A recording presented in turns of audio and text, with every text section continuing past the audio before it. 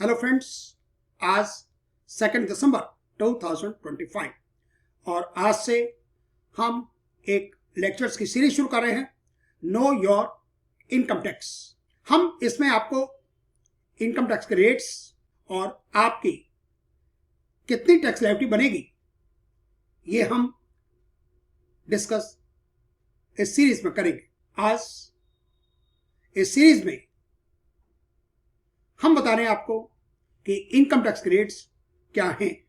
हम बात कर रहे हैं for the financial year 2025-26। Income जो 1 अप्रैल 2025 से लेकर 31 मार्च 2026 की है। हम न्यू टैक्स रेट रिजीम की बात कर रहे हैं। ये बाय डिफॉल्ट रिजीम है। इसमें एग्जेम्पशन लिमिट जिस पर कोई टैक्स नहीं लगता वो 4 लाख रुपए है। जेंडर कोई भी हो, एज कोई भी हो, आप रेजिडेंट हो, नॉन रेजिडेंट हो, सबके लिए एग्जेम्पशन लिमिट 4 लाख रुपए।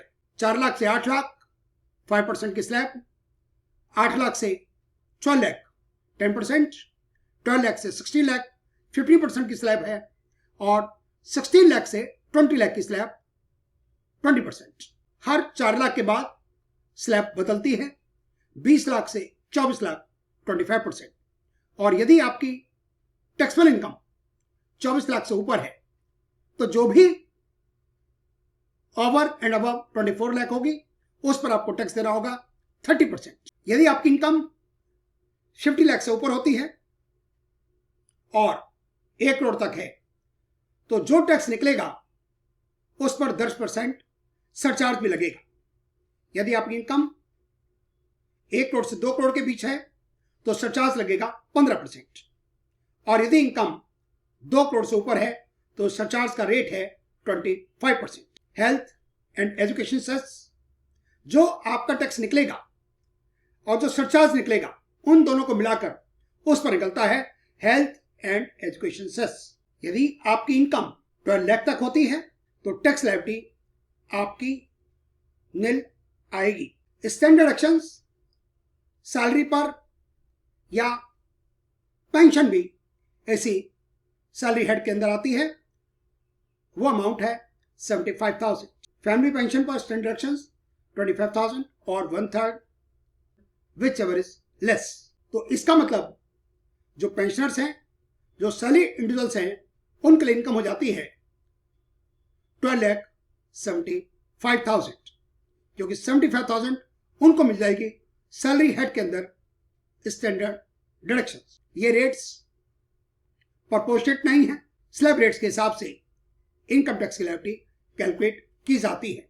जब आप न्यू रिजीम ऑप्ट करते हैं तो आपको डिडक्शंस 80C से लेकर 80U, PF, PPF, medical insurance, donations, 80CCA, 80TTB, इन तरह की डिडक्शंस कोई नहीं मिलती except employer's contribution to new pension scheme. वो पहले आपकी इनकम में ऐड होता है और बाद में डिडक्शंस आपको मिलती है। आपको न्यू रिजीम के अंदर HRA की जो डिडक्शंस होती है वो भी आपको अलाउड नहीं है। इंटरेस्ट ऑन हाउसिंग लोन जो सेल्फ अक्वायर्ड प्रॉपर्टी पे मिलता है आपको मैक्सिमम 2 लाख, वो भी न्यू रिजीम के अंदर अलाउड नहीं होता। और जो टैक्स निकलता है वो है आपकी टैक्सेबल इनकम पर और आपके हेड्स हैं, सैलरीज है, खास प्रॉपर्टी है, कैपिटल गेन है, बिजनेस प्रोफेशंस है और अदर सोर्सेस है।